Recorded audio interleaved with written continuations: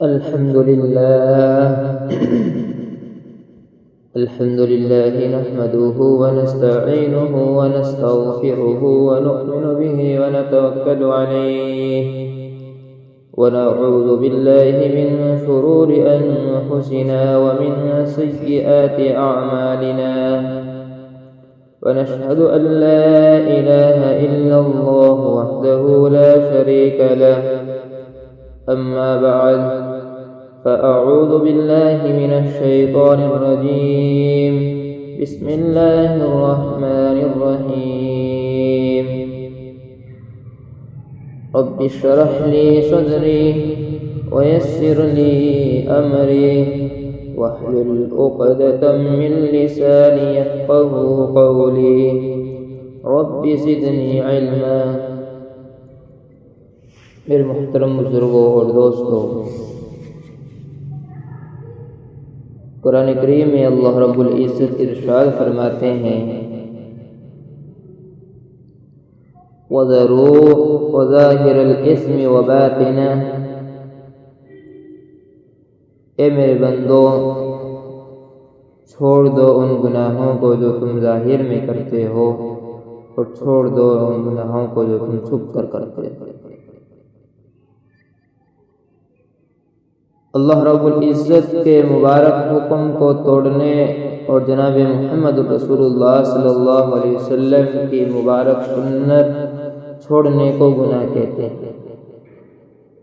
گناہ کی دو قسمیں ہیں، ایک ہے چھوٹا گناہ جس کو گناہ صغیرہ کہا جاتا ہے، ایک ہے بڑا گناہ جس کو گناہ کبیرہ کہا جاتا ہے.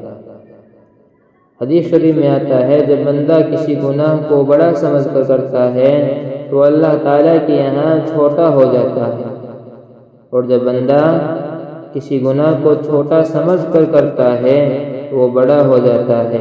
عام طور پر اس زمانے میں انسان بڑے بڑے گناہ کچھ زیادہ ہی کرتا ہے. مثال کے طور پر نماز نہ پڑھنا، غیبت کرنا، جھوٹ بولنا، گالی دینا، وعدہ خلافی کرنا، داڑھی کاٹنا یا صاف کروانا، عورتوں کا بے پردہ گھومنا، میوزک اور گانے سننا، ٹی وی دیکھنا، مردوں کا عورتوں کی طرح یا عورتوں کا مردوں کی طرح لباس پہننا، ان کے جیسی شکل و صورت بنانا، کسی کا عیب تلاش کرنا، امانت میں خیانت کرنا، سود اور رشوت لینا اور دینا، تکبر اور حسد اور گھمنڈ کرنا، شراب پینا، حرام مال کھانا، پڑوسی کو ستانا، اس جیسے جو بھی کام ہو سکتے ہیں ان کو کرنا، یہ سب سے بڑے گناہ کہلاتے ہیں. جو آدمی گناہ کرتا ہے اس کا دنیا میں بھی نقصان ہوتا ہے اور آخرت میں بھی. یاد رکھیے دنیا کی سب سے بڑی دولت دل کا سکون ہے.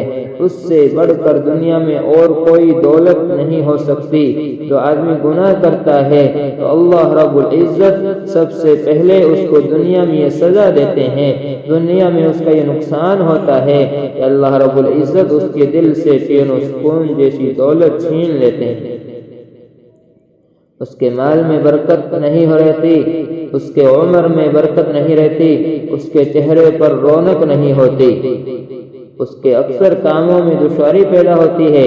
اللہ رب العزت اس سے نیک کام کی توفیق چھین لیتے ہیں، اور جو گناہ کو گناہ نہیں سمجھتا تو اللہ رب العزت سب سے پہلے اس کو یہ سزا دیتے ہیں کہ اس سے توبہ کی توفیق چھین لیتے ہیں اور اس کی دعائیں قبول نہیں ہوتی.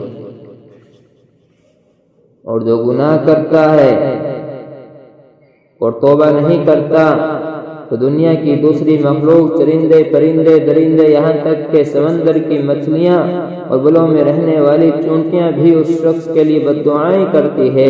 اور سب سے بڑی محرومی یہ ہے کہ وہ گناہ کر کے جناب محمد الرسول اللہ صلی اللہ علیہ وسلم جیسی بابرکت شخصیت کو تکلیف پہنچاتا ہے. اور جو رسول اللہ صلی اللہ علیہ وسلم کو تکلیف پہنچاتا ہے تو اس کو مرتے وقت کلمہ نصیب نہیں ہوتا.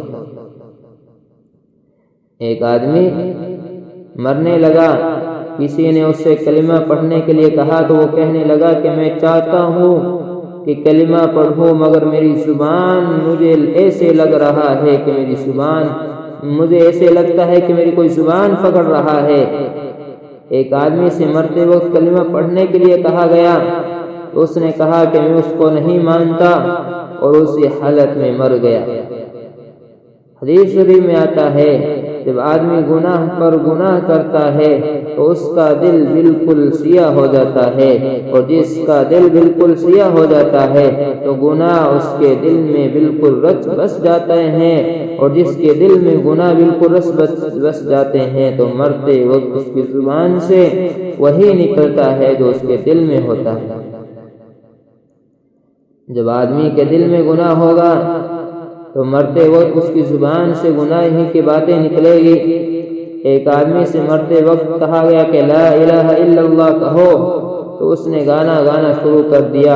ایک آدمی اس مرتے وقت یہی کہہ رہا تھا کہ شراب کی ایک جام اور پلا دو، ایک جام اور پلا دو، اور اسی حالت میں مر گیا۔ جب آدمی گناہ پر گناہ کرتا ہے تو اس کے دل سے گناہ کی نفرت اور برائی نکل جاتی ہے۔ جب آدمی کے دل سے گناہ کی برائی نکل جاتی ہے تو اس کے اندر سے غیرت اور شرم و حیا ختم ہو جاتی ہے۔ جب آدمی کے اندر سے شرم و حیا ختم ہو جاتی ہے تو وہ ایسے گناہ اور ایسے پاپ کرتا ہے جس کو سن کر رونگٹے کھڑے ہو جاتے ہیں۔ چنانچہ ایک آدمی مولانا یوسف صاحب نوری رحمۃ اللہ علیہ کے پاس آیا اور اس نے کہا میں نے اپنی بیٹی کے ساتھ زنا کیا ہے، تجھ سے معافی کی کیا صورت ہوگی؟ ایک مرتبہ دارالعلوم کے دارالافتاء میں ایک عورت کا فون آیا کہ میری بچی جوان ہو گئی ہے، اس کا باپ اس کو بری نظر سے دیکھتا ہے، اب آپ ہی بتلائیں کہ ہم کیا کریں؟ پوری رات پہرا دینا پڑتا ہے، باپ اس کو بری نظر سے دیکھتا ہے، اب آپ ہی بتلائیں کہ ہم کیا کریں؟ اس لیے حدیث شریف میں آتا ہے جب آدمی کے اندر سے حیا اور غیرت ختم ہو جاتی ہے تو وہ ایسی حرکتیں کرتا ہے اور ایسی باتیں کہہ ڈالتا ہے جس کو آدمی سوچ بھی نہیں سکتا۔ چنانچہ یوروپ کا ایک طبقہ یہ مطالبہ کرنے لگا ہے کہ بہن سے شادی کی اجازت دو، اس لیے کہ دوسری عورتوں کے مقابل میں بہن اپنے بھائی کی مزاج اور عادت سے زیادہ واقف ہوتی ہے، اس لیے جب گھر میں عورت موجود ہے تو پھر باہر سے عورت لانے کی کیا ضرورت ہے؟ یوروپ میں ایک ایسا طبقہ بھی وجود میں آ گیا ہے تو یہ کہہ کر کپڑا پہننے سے انکار کر رہا ہے کہ جب آدمی ننگے پیدا ہی ہوا ہے تو اب کپڑا پہننے کی کیا ضرورت ہے؟ ان کے لیے ایک سیدھا سا جواب ہے تو یہ ہے کہ ان سے کہا جائے کہ اپنے دانت بھی توڑ لو، اس لیے کہ جب آدمی پیدا ہوتا ہے تو اس کے دانت بھی نہیں ہوتے۔ میں عرض کر رہا تھا کہ جب آدمی گناہ کرتا ہے تو اللہ رب العزت اس کو سب سے پہلے دنیا میں یہ سزا دیتے ہیں کہ اس کے دل کا چین و سکون جیسی انمول دولت چھین لیتے ہیں۔ آج دنیا کا ہر انسان دل کا سکون چاہتا ہے، لیکن افسوس کہ آج کا بے وقوف انسان دل کا سکون حاصل کرنے کے لیے ٹی وی دیکھ رہا ہے، گانے سن رہا ہے، دل کو سکون حاصل کرنے کے لیے ٹینشن کی گولیاں، نیند کی گولیاں کھا رہا ہے، جھوٹے قصے سن کر دل کو بہلا رہا ہے۔ یاد رکھیے گناہ کر کے دل کا سکون حاصل کرنا ایسے ہے جیسے سمندر میں آگ تلاش کرنا۔ گناہ اور بے چینی کا آپس میں تعلق ایسے ہی ہے جیسے آگ اور گرمی کا آپس میں تعلق ہوتا ہے۔ اللہ رب العزت ارشاد فرماتے ہیں او میرے بندے، تو نے دولت کے انبار لگا لیے مگر تجھے سکون نہ مل سکا، تو نے دوسری رقص اور سرور کی محفلیں سجائی مگر تجھے سکون نہ مل سکا، تو نے جوئے اور سٹے کا بازار گرم کیا مگر تجھے سکون نہ مل سکا۔ اے بھولے بھٹکے مسافر، میں تیرا رب ہوں، تو میرے دروازے پر آ، میں تجھے بتاتا ہوں کہ اگر تجھے سکون ملے گا کہ تو میری یاد کی چھاؤں میں ملے گا، میرے ذکر کی خوشبو سے ملے گا۔ الا بذکر اللہ تطمئن القلوب، اے میرے بندے تو اپنے دل میں مجھے یاد کر کے دیکھ، میں تمہارے دل کو خوشی سے نہ بھر دوں تو کہنا، اے میرے بندے تو میرے در پہ اپنا سر رکھ کر دیکھ، تیری آتما کو تیری روح کو شانتی نہ ملے تو کہنا۔